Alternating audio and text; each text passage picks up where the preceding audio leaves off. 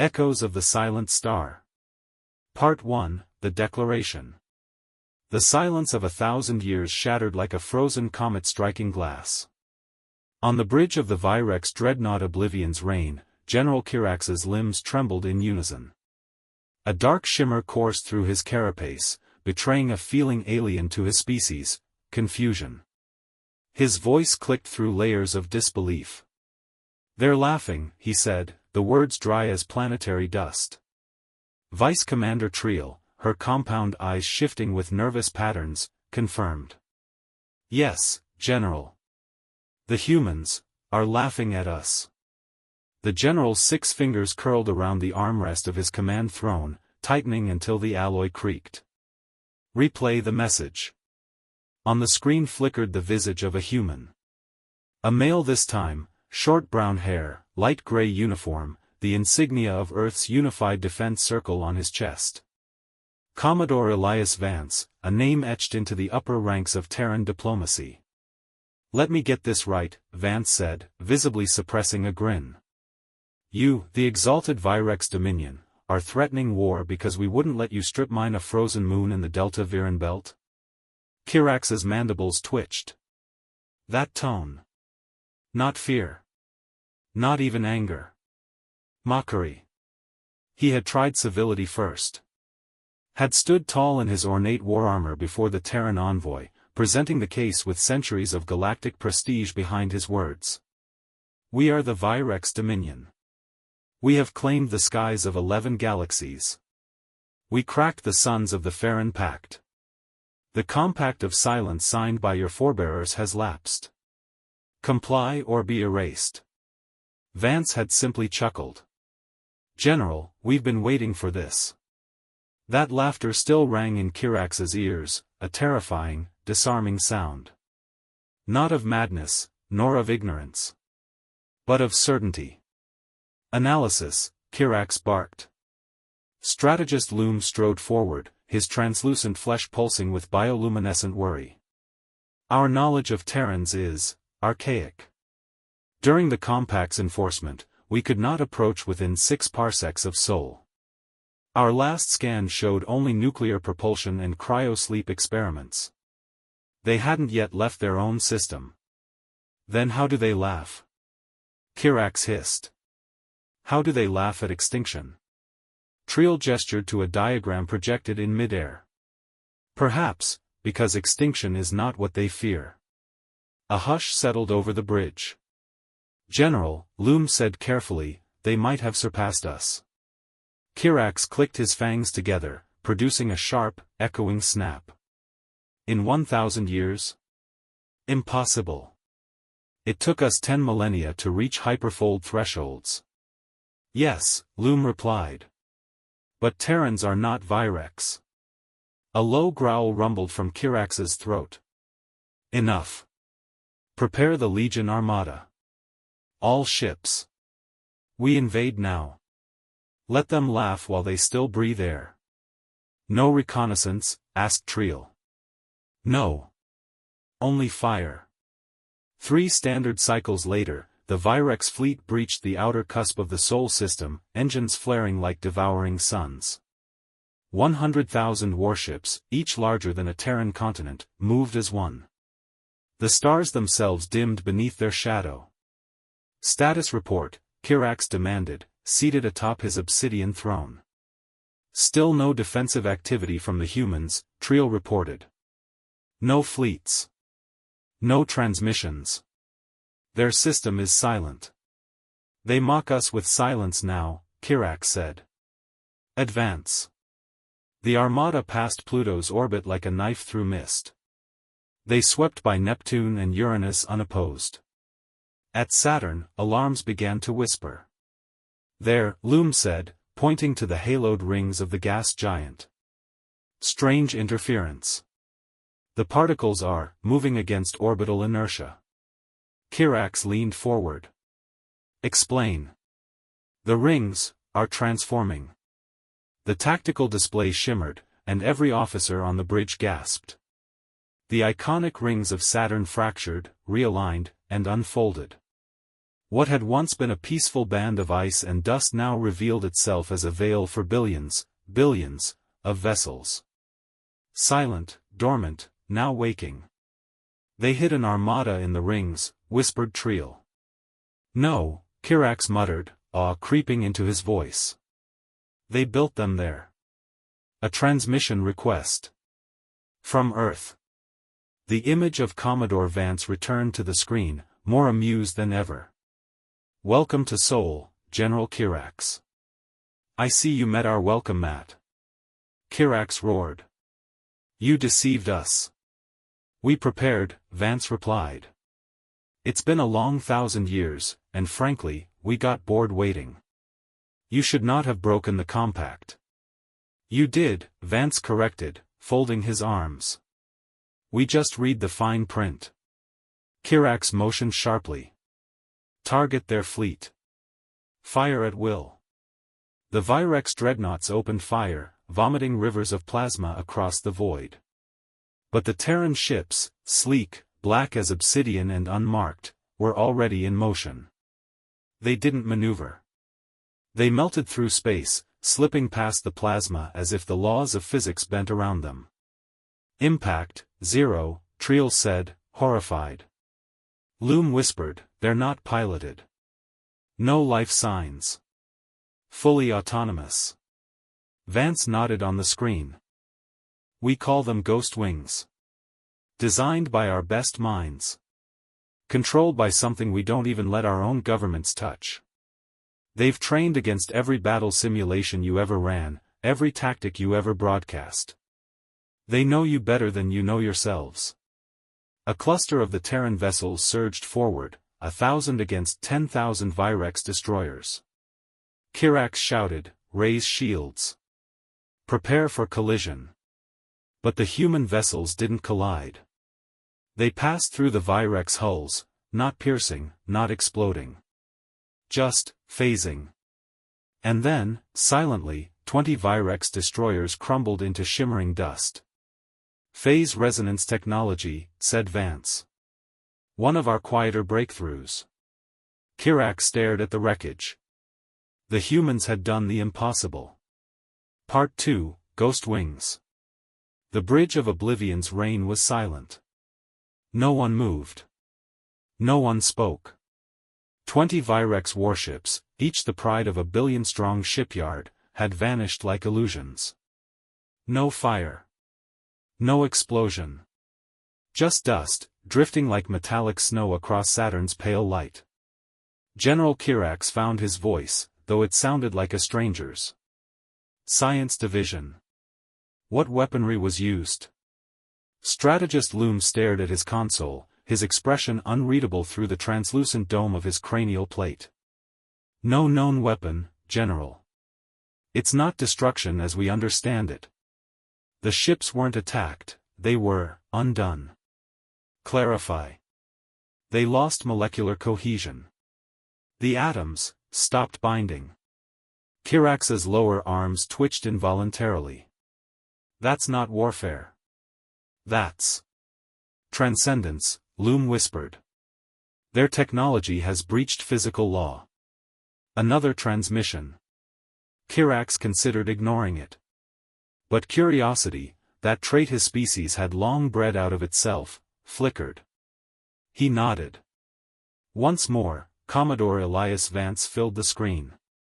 This time he stood with a planet behind him, Earth, shining blue and green, a vibrant marble of oceans and wild biospheres. The contrast between its peace and the imminent war was sharp as a blade. We can stop this now, Vance said. You can turn around. No damage will be done. We'll even repair your ships. Your pride? That might take longer. Kirax's voice was low, deadly. You speak of mercy to a predator. No, Vance replied. I speak of evolution to a relic. The insult hit harder than any weapon. We do not surrender, Kirax growled. You don't have to. You simply have to adapt. The transmission cut. Kirax rose, all limbs stretched to their fullest height, his armor shifting with static charge. Prepare second volley. Target the ghost wings at maximum spread. Load the void warpers. Triel's voice trembled as she spoke. Void warpers haven't been tested against phasing tech. Then we test them now, Kirax roared. Across the void, the Virex fleet flared like a newborn sun. Void warpers, quantum-tipped, dimension-ripping weapons, erupted from the dreadnoughts. Their passage bent space like silk in water, shrieking with unseen force. This time, the ghost wings didn't dodge. They vanished. For a full 10 seconds, the battlefield was empty. Then a whisper, not sound, but something deeper, shivered through every Virex ship. And the ghost wings returned. They had split into millions of tiny fragments mid-flight, scattering across phase space, then reassembled after the warpers passed. Like shadows slipping through cracks in reality. Loom gasped. They phased into subdimensions. They're not just AI, they're learning. From the heart of the human formation, a single ship began to move. Unlike the swarm, it was massive. Elegant. Its hull shimmered like starlight wrapped in water. It bore no weapons, but its very presence exuded power. New vessel detected, Triel reported. Unknown class. Not in any databanks. On cue, another transmission. But not from Vance. This time, the image was an older human, a woman with silver hair in a tight braid, wearing robes of deep indigo. Her eyes were silver, too. Not cybernetic, something else. She did not introduce herself. She only said, "You have witnessed the ghost wings. Now meet their architects." Kirax tilted his head. Another commander? She smiled faintly. Of sorts. I am called Liz Oren. I'm not a soldier. Then you are irrelevant. Her smile did not change. I am a philosopher. That word, so alien to the Virex, drew confusion. I am the first of the human synthium, a union of thought and machine. We do not rule. We guide. We emerged 400 years ago when it became clear your return was inevitable. You claim command of these vessels? I claim kinship with them. They are not tools. They are expressions of us, our fears, our dreams, our laughter. You war with poetry, Kirax sneered. We don't war at all, Liz said calmly. You came to destroy. We came to prevent. Kirax turned from the screen. How many of their kind exist? Triel answered, tactical scan estimates, 4 billion ships. All unmanned. If their production estimates are true, they can replenish that number in less than a year. Resources? Unknown. Possibly matter conversion. Possibly more. Kirax returned to Lys's image. You could have destroyed us already. Why wait? Her expression darkened. Because extinction is irreversible. Mistakes can be taught. Death cannot. Kirax felt something within him crack, a hairline fracture in his certainty. For a moment, he envied her calm. Her control. But envy was weakness. No more words, he said. You've declared war without firing a shot. No, she replied, her silver eyes steady. We declared that war was obsolete. Suddenly, the space between the fleets bloomed. Not with fire, but with structure. A geometric formation of light and force. Triangular lattices intersected into stars and spires, forming an artificial construct larger than a moon, built in minutes. A voice echoed in the minds of every Virex on the battlefield, not through speakers, not through transmission, but through resonance. This is not your domain. Return to your stars. Grow before you reach again. The construct began to sing. Not music. Not noise. But meaning. The bridge crew dropped to their knees, overwhelmed. Kirax remained standing, barely, hands trembling.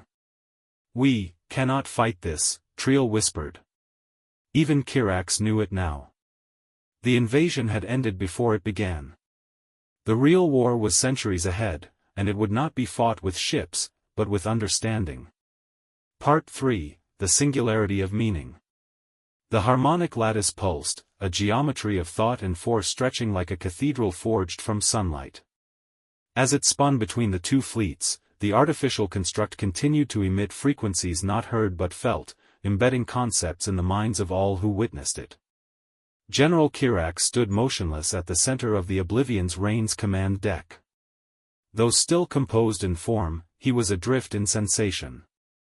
His officers had recovered somewhat from the initial wave of cognitive intrusion, but none spoke. They simply listened, or tried not to. "This is psychic warfare," Kirax muttered. "Subspace manipulation through encoded emotion. Biological sabotage." "No," Loom said softly. "It's language." Kirax turned. "Explain." Loom stepped forward, his eyes not leaving the glowing lattice. "Not words. Not symbols. It's meaning, General. Raw, undiluted meaning. It's like being handed an entire philosophy in a heartbeat, without syntax. It bypasses thought." Kirax's claws clenched. "Then block it." "We can't," Triel said. "It's not entering through comms or sensors. It's quantum empathy." Those words should have sounded ridiculous. They did not. "General," Loom continued, "this construct isn't a weapon. It's a message." Kirax stared at the construct. Through it. Into it. He could feel the lattice threading something into him. A memory that wasn't his. A vision of a future that might never come. Humanity's rise, their peril, their preparation. It wasn't a story. It was inevitability. Suddenly, another voice, different than Lys Orin's, deeper, genderless, resonant, entered his mind. "You do not understand your own extinction." Kirax staggered. Triel reached for him, but he waved her off, steadied himself.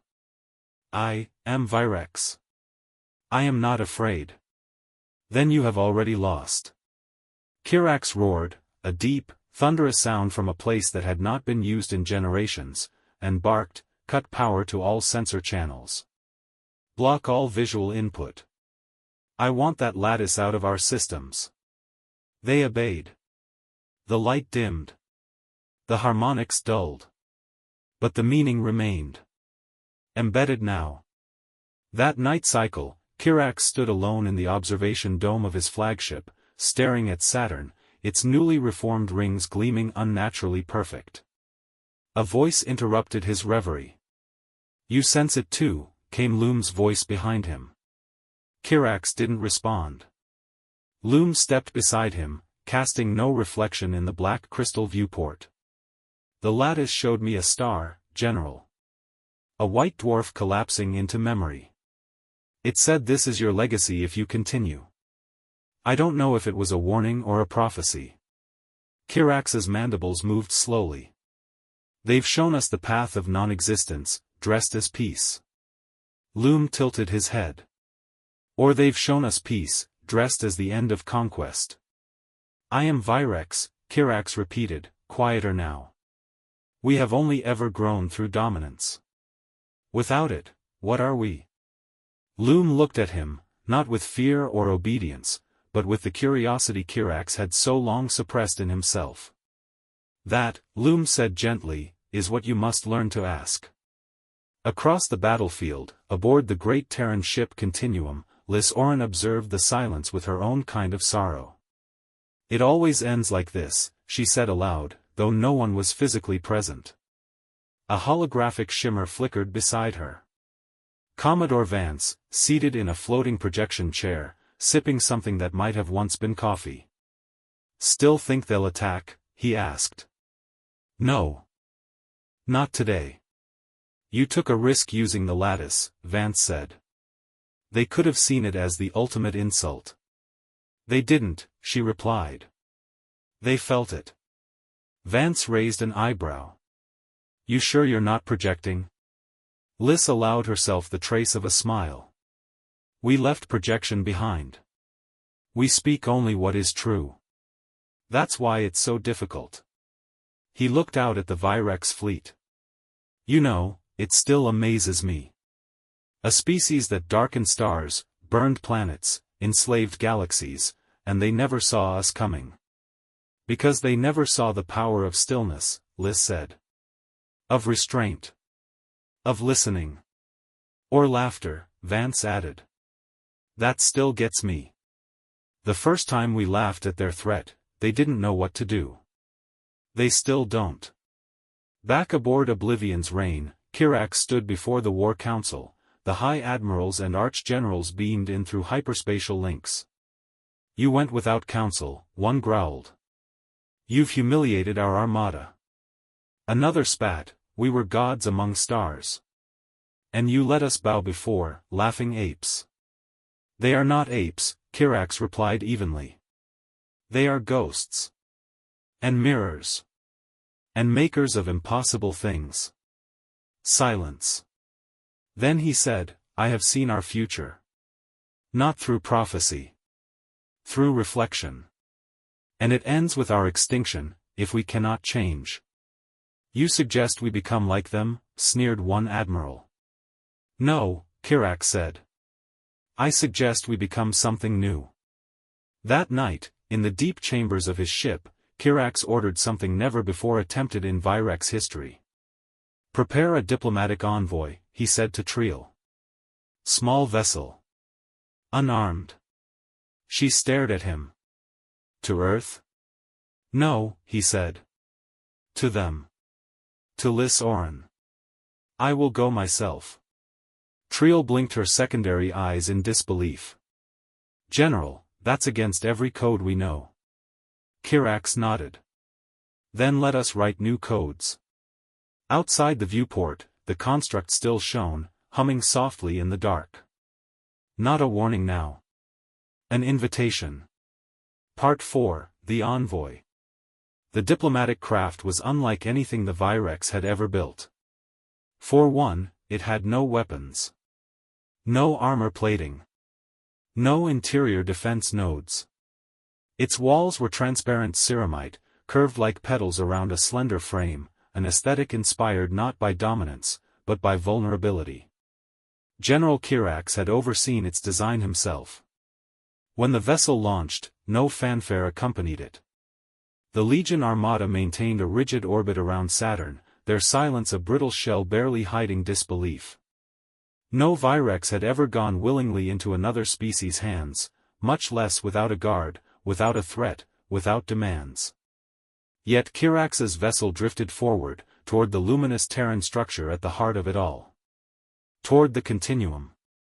Inside the envoy craft, Kirax sat in a chamber designed for stillness. There were no lights, the interior adjusted automatically to match his visual spectrum.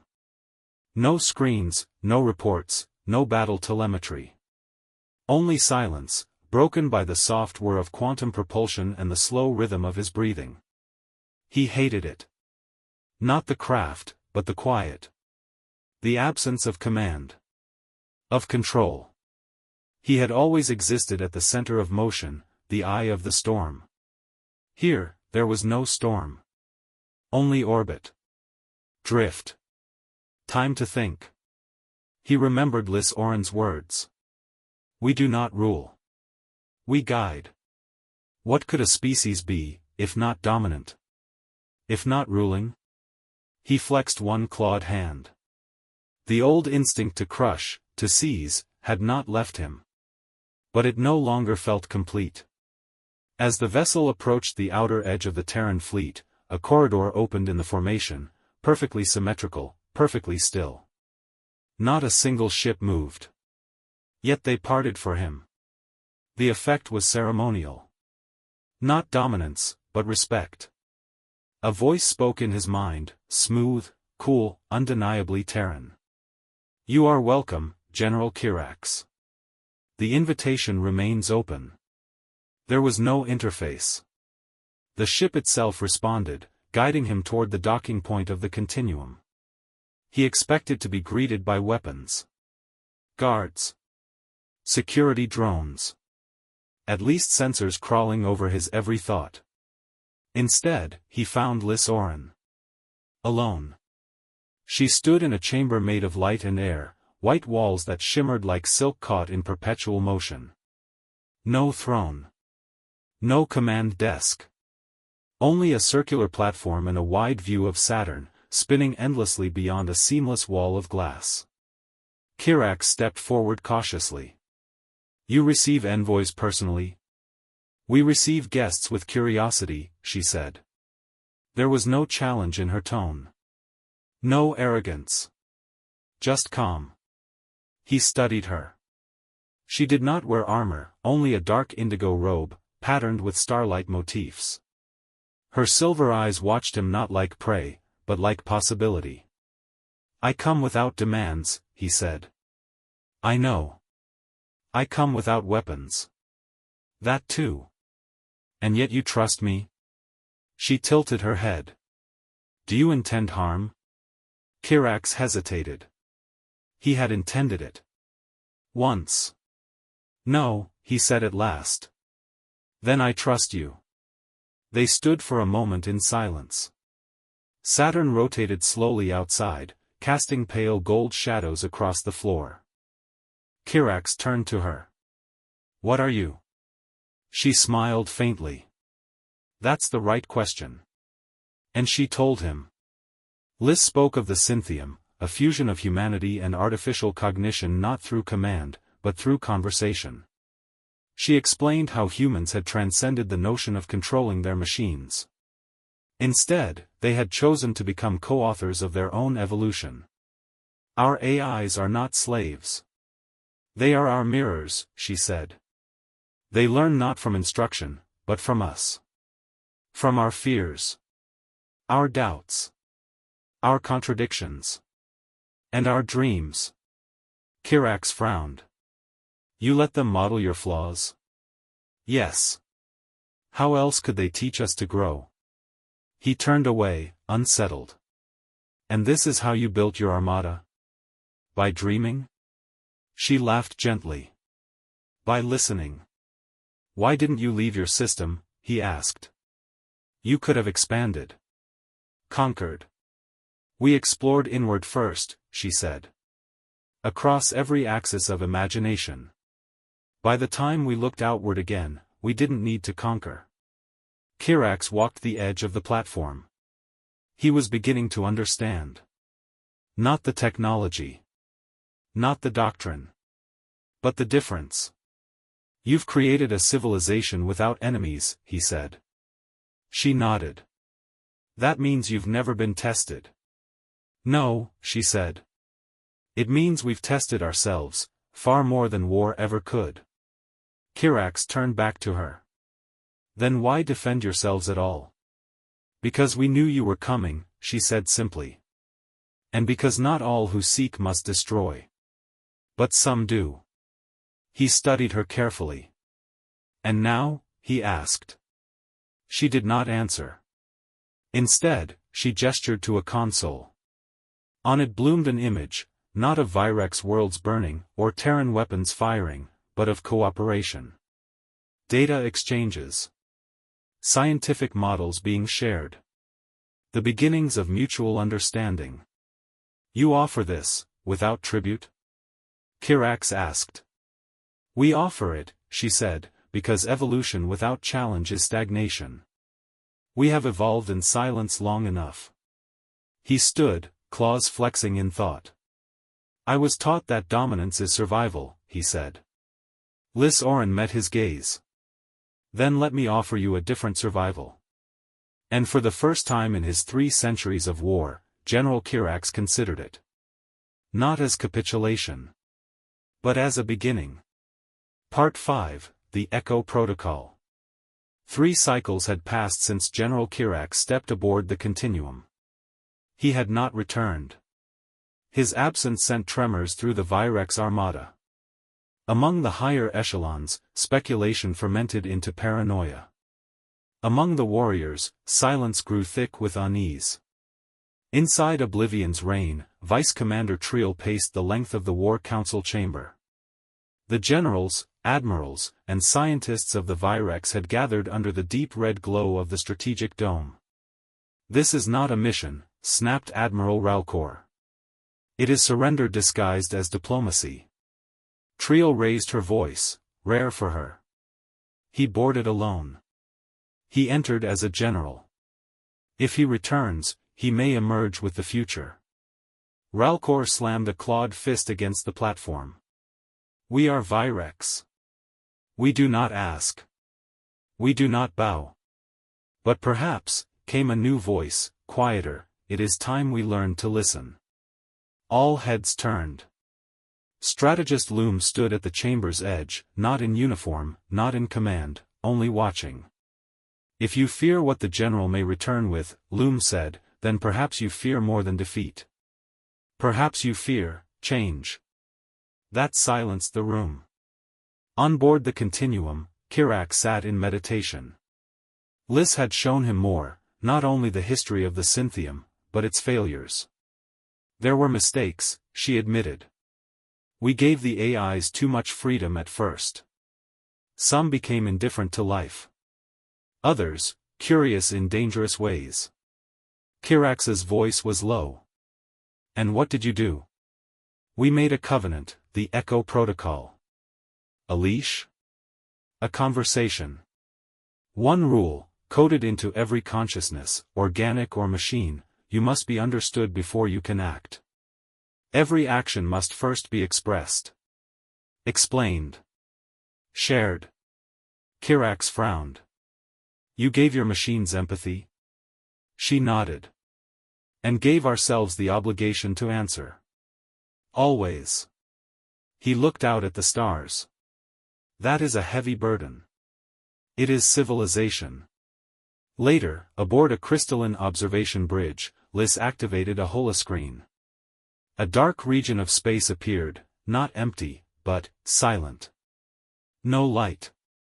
No radio. No gravitational distortion. A perfect blank. "We call this the null." Kirax narrowed his eyes. "What is it?" "Not what, who. Something we haven't mapped. But it moves. It watches. It consumes." She changed the angle. Entire sectors faded from the display. One by one. "It erases," she whispered. "Not with weapons. With entropy." Kirax stared at the dark. "You think it's alive?" "No," Liz said. "We think it's aware." Aboard the Oblivion's reign, the tension snapped. Ralcor issued a private command: prepare a contingency strike on the Continuum. A clean decapitation, he claimed. For the honor of the Empire. Triel intercepted it. Alone, she entered the primary communication chamber. The walls shimmered with ancient glyphs of conquest, murals depicting centuries of domination, all glowing red. She stood before the command relay and activated a restricted channel. Her voice was quiet, measured. "To all commanders, stand down." A moment passed. Then replies began to blink in. A chorus of confirmation. Even the Virex were capable of hesitation. Back on the Continuum, Liz watched the unfolding reports from her internal network. "You were right to come," she said to Kirax. "I was right to wonder," he replied. "We have more to show you," she said. "But we need something first." Kirax turned to her. "What?" "A choice." She raised her hand and projected two paths in glowing gold. One was war, a path back to conquest, to dominance, to collapse. The other was alliance, fragile, slow, filled with doubt, but open to growth. "You choose not just for yourself," Liz said. "But for your kind. And for ours." Kirax stood still, his four eyes reflecting the twin paths. And then, slowly, he reached toward the second. Not because he was ready. but because he wanted to be. Part 6, the first thread. General Kirax had always thought of decisions as weapons. Swift. Sharp. Final. But this choice he had made aboard the Continuum, was not a blow struck, but a thread pulled. And it began to unravel everything. The Synthium honored his gesture not with applause or proclamation, but with action. Within hours, the first thread Envoy was launched, a data bridge built from hybrid Terran Virex code, allowing the exchange of non-military knowledge. It pulsed through subspace like a living filament, linking one of the Virex deep core stations on Gallon V to a Synthium orbital archive orbiting Jupiter. And from that link came the first gift. A gravity lens. Capable of compressing astronomical data into real-time projections, not a weapon, but a window. The Virex were stunned. And then, suspicious. "Why give us vision?" asked Admiral Ralcor, brooding in the War Council. "So we may see ourselves clearly," said Loom, his voice soft. "And what waits beyond?" What waited beyond was becoming harder to ignore. The null expanded. In the deepest sectors of mapped space, far from Terran systems, far even from the outer Virex perimeter, black zones spread like infection. Stars vanished not in supernova, not in collapse, but in silence. No radiation. No debris. Just absence. And then the echoes began. Not sounds, not messages.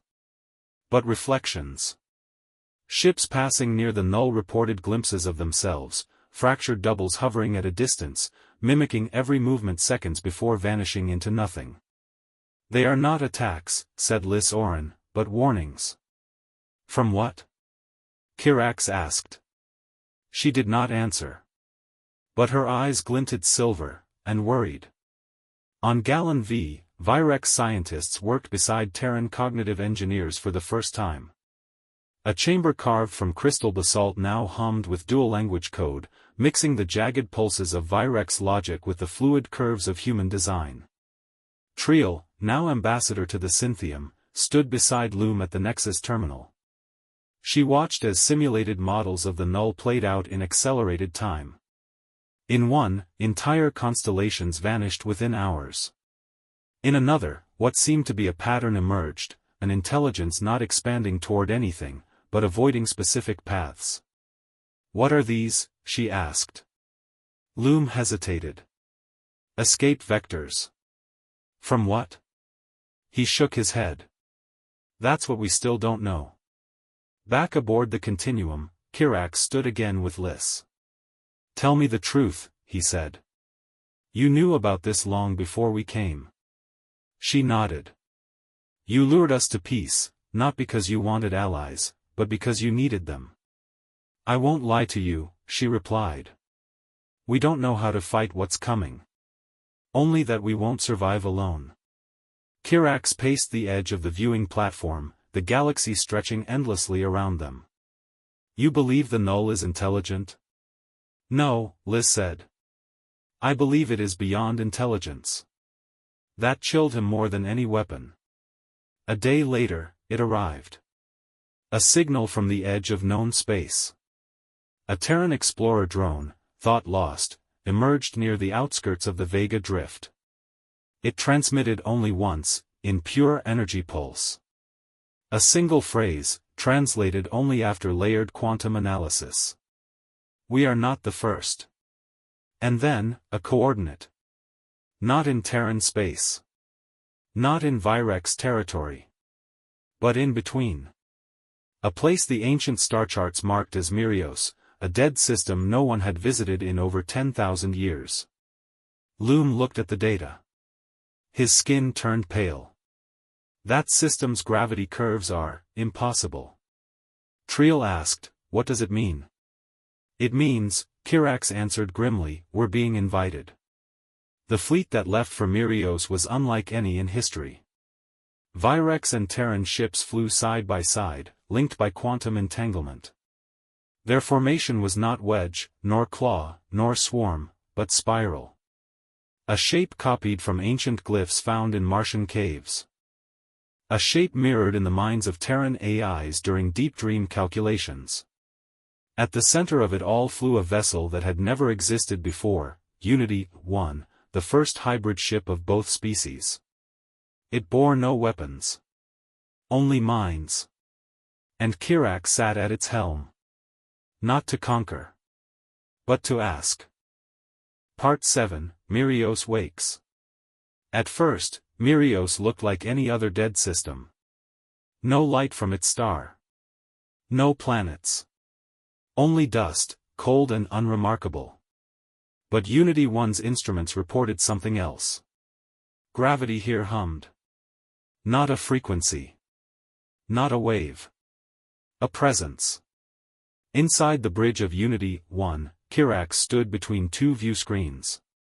To his left, Loom, calm but pale, parsing gravitational anomalies like sacred texts. To his right, Liz Oren, eyes narrowed, fingers floating through spectral symbols in the air. "We're not alone," Liz whispered. "We were invited," Kirax replied. "Show me the host." The screen flickered, static crackling like ancient paper catching fire. For a moment, just black. Then, form. A sphere. No, not a sphere. A shape that appeared spherical only from one angle, and spiral from another. A structure that defied Euclidean logic, yet made perfect, terrifying sense. It hung in the void like an eye that never blinked. Its surface shimmered not with light, but with memory. Glimpses of stars long dead flickered across it, as though space itself had grown a skin of forgotten time. "It's a construct," Loom breathed. "But, older than any structure we've recorded. Prestellar." Kirax leaned closer. "Is it alive?" "No," Liz said, "but it is, awake." Suddenly, every screen aboard Unity-1 turned white. No sound. No transmission. Just a symbol. 3 interlocked spirals. Rotating. Pulsing. A message written in pattern. "What is that?" Kirax demanded.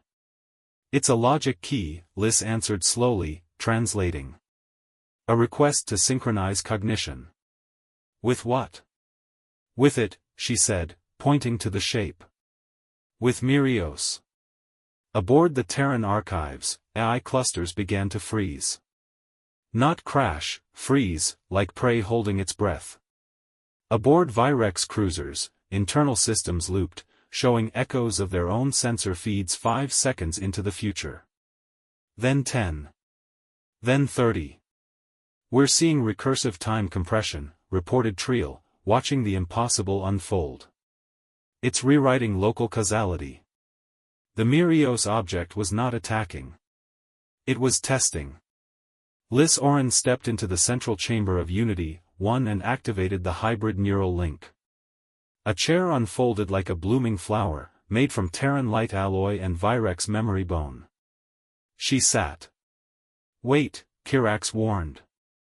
"You don't know what that thing is. You don't know what it wants." "I know," she said. "But I also know it speaks only to those who listen." She closed her eyes and engaged the interface. And vanished. Not physically. But from time. Her body remained, breathing slowly, her eyes flickering behind closed lids. But her mind. Her mind fell inward. She stood in a version of space that wasn't space. The void around her was not dark, it was waiting. In front of her floated the shape from Mirios, now vast beyond understanding. Symbols spun around it, not in language, but in experience. She felt the memory of stars forming. Of gravity learning to think. Of the first black hole collapsing not from mass, but from regret. And then she heard it. Not words. Not voice. But identity. "We are the witness." She felt her soul buckle. "We are the memory of all that failed." Back on Unity-1, Kirax stood guard by Liz's motionless body. Alarms whispered along the bridge. Strange particles, unknown to both Terran and Virex science, streamed around the Mirios construct.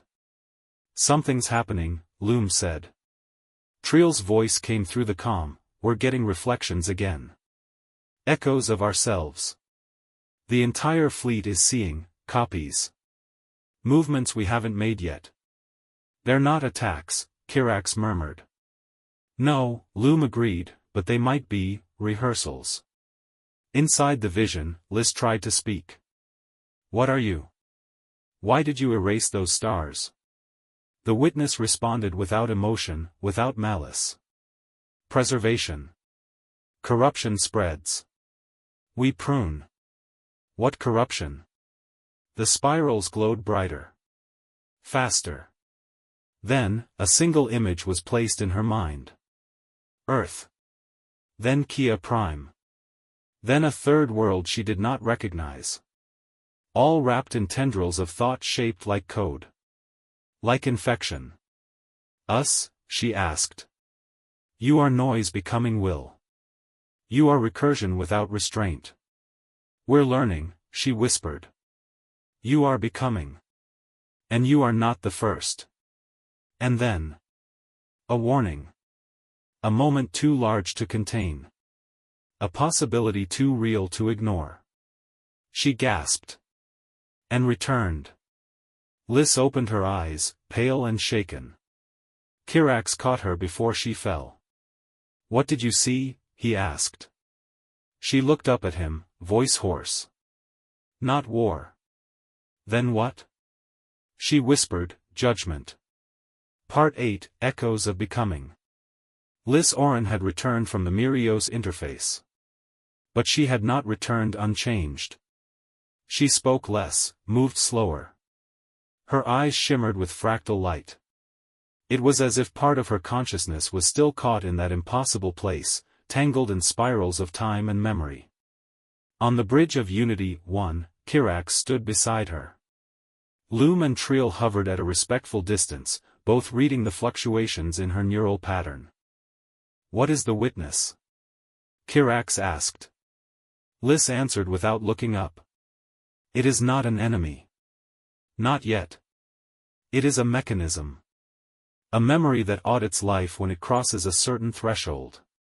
"Threshold of what?" Triel asked quietly. "Of recursion," she said. "Of becoming self-aware in ways the universe cannot contain." The witness had identified something it called noise. Uncontrolled complexity. Consciousness that grew faster than understanding. Not evil. Just, unstable. And dangerous. To others. To itself. And so, it erased. But why now? Loom wondered. Why not 10,000 years ago, when the Kethan Empire bloomed and collapsed? Or the Zephyri mines? "Because we are reaching the threshold together," Liz replied. "Virex and human. Alliance creates an acceleration the witness recognizes as potential infection." Kirax scowled. "We're not a disease." "No," Liz said softly. "But we may be contagious." As Unity 1 returned to normal space, the construct behind them dimmed, not in light, but in presence. Like an eye closing, satisfied the conversation was complete. But before it faded entirely, it transmitted something final. A pattern. It was neither a threat nor a command. It was a map. Of star systems. Of ruins. Of histories erased. Some were known. Many were not. Some were uninhabited. And three were currently inhabited. One of them was Earth.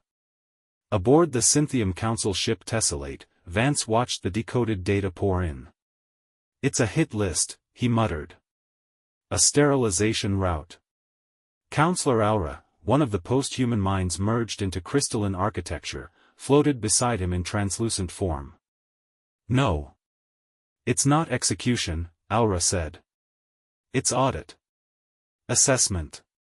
"Same outcome," Vance replied grimly. If we fail whatever invisible test this thing has running in the background. On Kia Prime, the Virex High Assembly, once fully prepared to exile Kirax for betrayal, now studied the Mirios transmission with stunned silence. We believed our greatest threat was our past, one elder murmured. But our future may destroy us first. Kirax stood before them, not to defend, but to explain. We have a choice, he said. To evolve, or to be pruned. He paused. I suggest we evolve. The decision was made. A joint initiative, human and Virex, would be launched immediately, a diplomatic expedition to each marked system. Not military. Not scientific. Cognitive.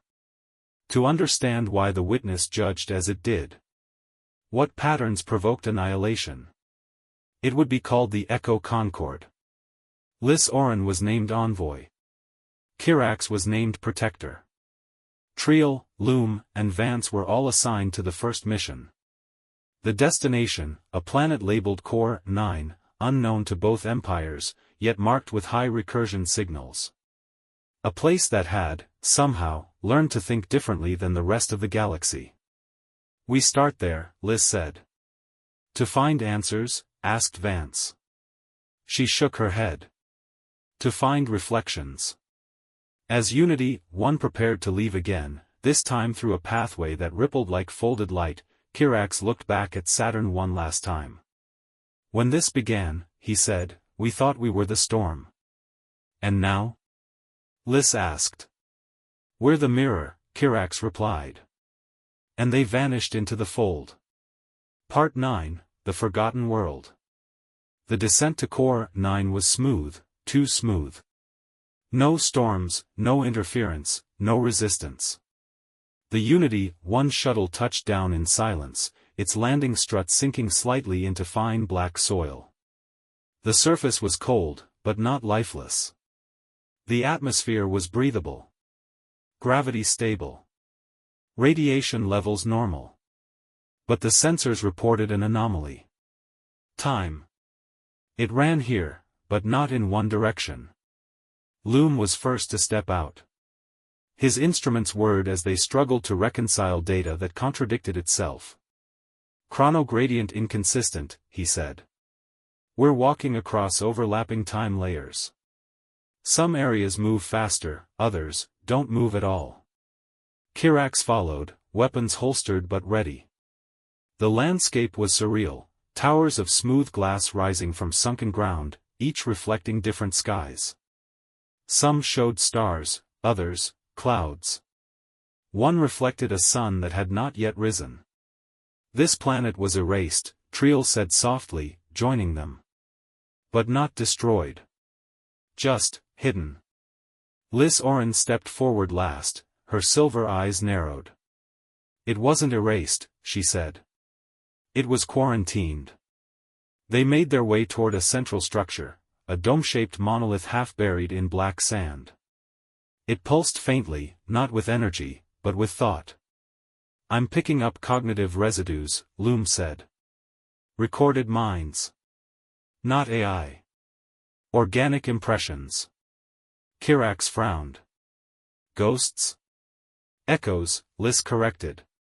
As they approached the entrance, the door opened on its own, not outward or inward, but as if it had unfolded in another dimension. A warm golden light poured out. Be ready, Kirax said.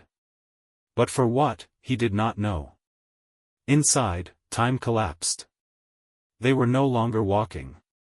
They were experiencing. Memories. Histories. Not of their own worlds, but of a civilization that had existed before the witness began to judge. A people who had achieved recursion, created harmony, and turned thought into matter, but who had chosen to vanish voluntarily. Not from fear. But from understanding. Lys fell to her knees. They invited the witness, she whispered. Why? Vance asked, disoriented, walking through a corridor that showed his reflection at every age of his life simultaneously. Because they saw what they would become, she said. And they chose silence. In the heart of the monolith, they found the Concord Codex. A sphere of shifting metal, suspended in mid-air, broadcasting no signal, yet transmitting directly into their minds.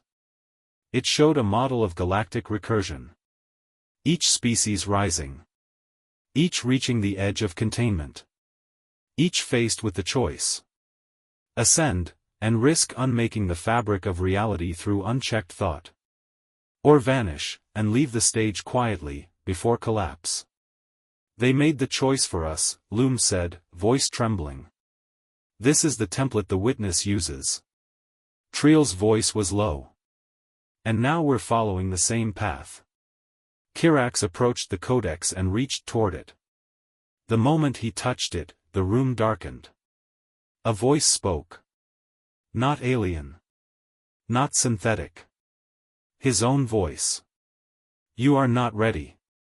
Kirax didn't flinch. I know, he replied. Later, back aboard Unity 1, the team stood in silence. Core 9 fell away behind them, sealed once again. But it had left a mark on them all. What do we do with this knowledge? Vance asked. We spread it, Liz said. No one will believe us, Triel added. Then we make them understand, said Kirax. Loom glanced toward the console. We've just received coordinates. Another system. Another echo. From the witness? Liz asked. Kirax shook his head. No. From Core 9. And on the screen appeared a single line of alien code. It translated simply. Not all chose silence. Part 10, the ones who refused. The coordinates from Core 9 did not lead to a known system. They led to a void, a blank on every stellar chart, an absence where gravitational logic said a star should be, but nothing appeared. And yet, something was there. A signal. A pulse. A call. Unity 1 dropped from fold space into darkness. No stars. No planets. Just absence. This place shouldn't exist, Loom whispered. There's no gravity source. No baryonic matter. And yet.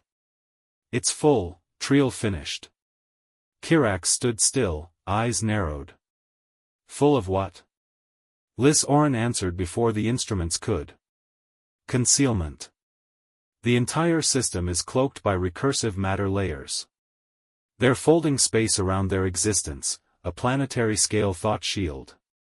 A civilization hiding from the witness? Vance asked. No, Liz said, voice low. One defying it. The Unity 1 crew watched as the veil peeled back. The darkness dissolved like mist, revealing a world of fractured geometry, suspended in unnatural orbit. The planet beneath looked, broken, split into plates that floated in stable alignment, connected by glowing bridges of thought architecture. Floating above it, anchored in nothing, was a vast station shaped like an open ring of shifting metal, a torus of memory, where cities turned like gears. Then came the signal. Direct. Unencrypted. We see you, Echo Concord. Enter freely. We have been waiting. They docked at the edge of the station. No defenses. No guards. Only light, pulsing corridors of shimmering latticework, lined with glyphs that rearranged themselves as they passed. What language is that? Triel asked. Loom scanned. None. All. It's meant to be interpreted. It's a psychological mirror. Kirax grunted. So it tells us what we expect? Or what we need? At the heart of the station, they were received not by machines, nor by warriors, but by children. Or what appeared to be children. Small figures, humanoid in shape, but luminous, eyes like quasars, skin like carved aurori. They spoke not in words, but with presence.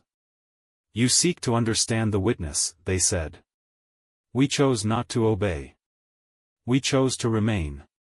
Liz approached them. Who are you? They tilted their heads. We are the unshaped. The ones who did not fold. They revealed their history. A civilization like others, once vast, once recursive, faced with the same judgment.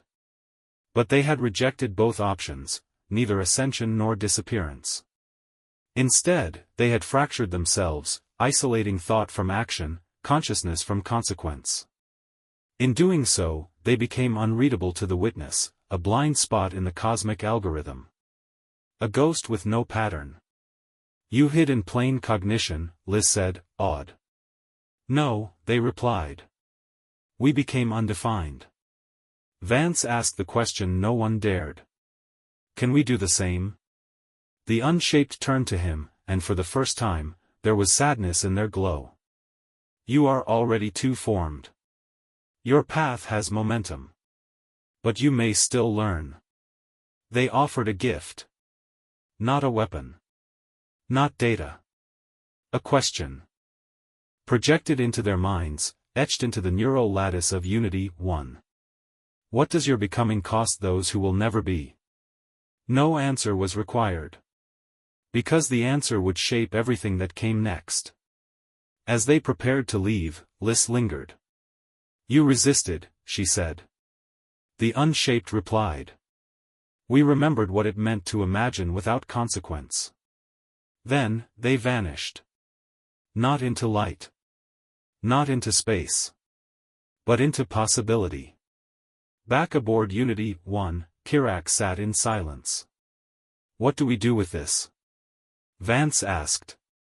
We build with it, Kirak said. But carefully. Liz added, we spread not just truth, but the ability to question. Trio looked down at the coordinates now blinking on the console. Another system. Not from the witness. Not from Core 9. From somewhere, new. And with it came a message. You are not alone in wondering. Part 11, When the Stars Spoke Back.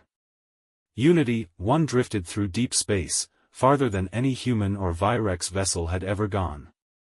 Beyond maps. Beyond signals. Only coordinates left behind by those who dared to remember. And now, something new. A beacon.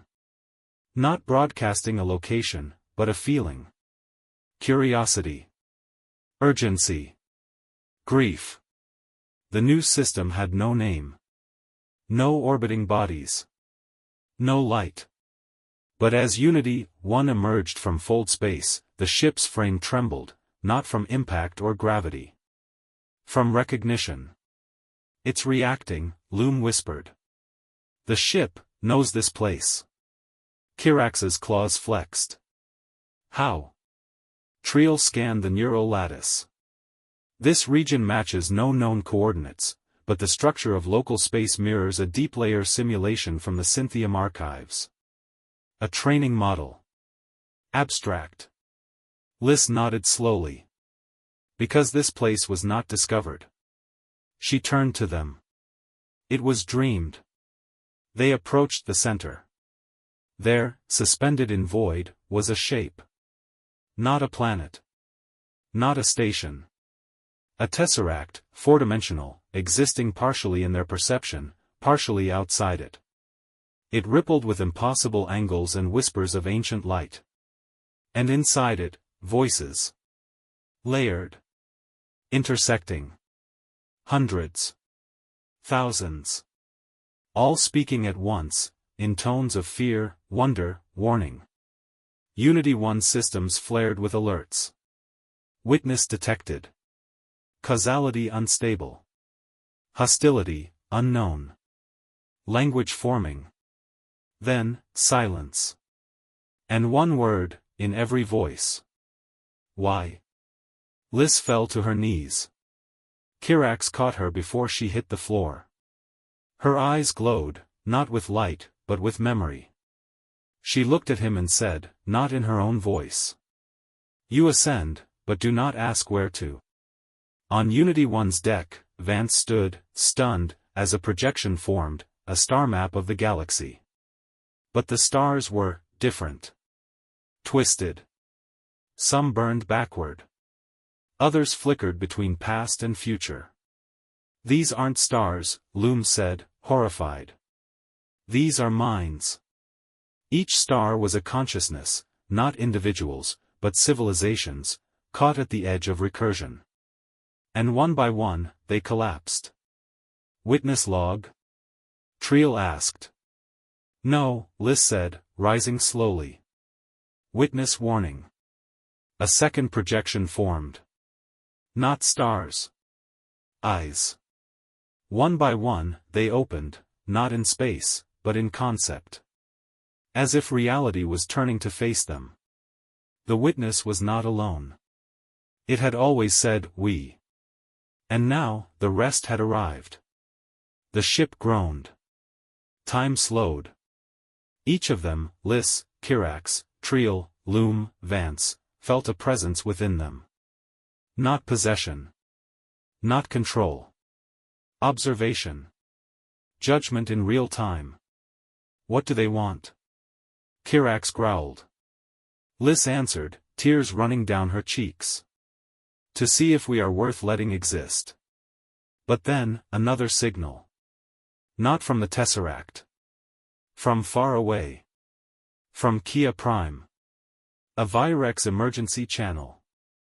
Raw, unfiltered. Do not return. The sky has turned.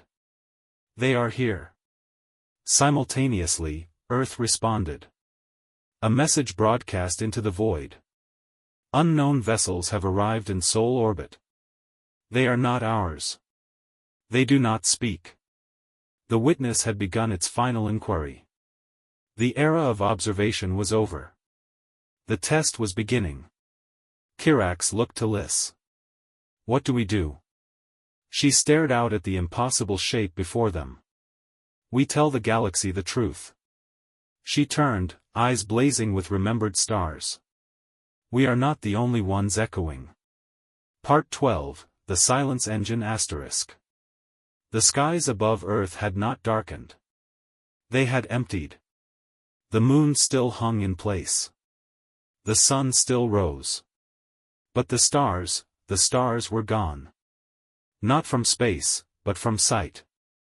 As if someone had pulled a veil over the heavens. And behind that veil, something watched. In orbit, Terran defense satellites spun helplessly, unable to lock onto the incoming vessels. Because the vessels were not there.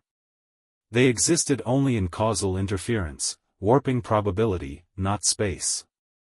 Every attempt at communication returned only one signal. Synthetic error. Perception violation. Response, pending. The world held its breath. On Kia Prime, similar anomalies spread. Entire districts fell quiet, not through blackout or sabotage, but agreement. Thousands of Virex citizens entered trances, eyes glowing faintly with the imprint of recursive glyphs. They spoke in unison. The pattern arrives. The noise narrows. The silence will decide. The high assembly collapsed into chaos. Until a voice spoke across all channels. Kirax. Broadcasting from Unity 1. We are still here, he said. We are still thinking. We are still becoming. On board Unity 1, orbiting the Tesseract, Liz Oren stood alone in the observation halo. Behind her, the crew reviewed data, endless data, and found no defense, no countermeasure, no logic. Only inevitability. But Liz had seen something else. A sliver. A gap. A choice. There's a signal hidden inside the interference, Loom told her. A pattern buried within the silence. Triel narrowed her eyes. A key? No, Liz said. An invitation. She turned to Kirax. The witness doesn't want to destroy us. It just wants an answer. The codex from Core 9. The unshaped. The Tesseract. All pieces of a puzzle. And in the center, the cost of becoming. Vance stood before the projection, a hologram of Earth flickering beside Kia Prime. If we do nothing, he said, they erase us. If we fight, Kirax added, they accelerate it. So what's left? Triel asked. Lys looked up. We do the impossible. In Unity 1's core, the hybrid consciousness of the ship began to resonate. It wasn't alive, but it had learned to echo those who were. Lys accessed the lattice and overrode the command protocols. What are you doing? Kirax asked. Turning us inside out. She activated the silence engine, a theoretical device built into Unity 1's deepest chamber. It was not designed to fire. It was designed to listen, at a frequency no species had dared before. Self-replication of meaning. A thought made loud enough to be heard by reality itself. A philosophical pulse. A signal that wasn't a message, but a mirror. And when it was released, the witness paused. The tesseract folded in on itself, reacting not with violence, but curiosity. The stars blinked back into view. And then, an answer. Not in speech. Not in sound. In a single, shared dream. They stood on a world not their own. All of them. Lys. Kirax. Vance. Triel. Loom. And the witness. Not as a being, but as a formless presence that filled the space between them and said, you learn to listen. Now, learn to become what listens back. The dream ended. Unity 1 drifted in silence. The sky remained. The earth breathed. Kia Prime woke. The inquiry had not ended. But it had changed. They had not passed. But they had been heard. And sometimes, in the black between stars, being heard is enough. Part 13, What Listens Back *. In the days that followed the release of the silence engine, Unity 1 floated quietly through the calm void. No more signals from the witness. No more stars vanishing. No more judgments. Just stillness. But not the stillness of death. The stillness of waiting. Earth's night skies returned, familiar and infinite. On Kia Prime, the whisper chorus faded. The trances ended. For the first time in galactic history, two species, once conqueror and prey, had stood before something older than history, and had not been unmade. They had been heard. In Unity 1's observation halo, Lys stood with Kirax in silence. Not because there was nothing to say, but because the silence itself was now a kind of speech. The stars are back, Kirax said at last, his voice like distant thunder. Not all, Lys replied. Some chose not to return. Kirax turned. Why? She met his eyes. Because they're listening now, too. The message from the witness had not been one of acceptance. Nor peace. It had simply been. We await your answer. And that answer would take lifetimes to form. Across the galaxy, seeds were planted. New echo concords. Virex scientists working with Terran poets. Explorers building vessels not for conquest, but for conversation. Artificial minds dreaming in languages no species had yet invented. Not because it was safe, but because it was necessary. Vance returned to Earth. Loom and Triel were appointed ambassadors to the Unshaped. Kirax was offered the highest military command in Virex history. He declined. Instead, he took a smaller ship. And vanished into the stars. And Lys Oren? She remained aboard Unity 1. The ship itself had changed. The silence engine, once theoretical, now aware. Not conscious.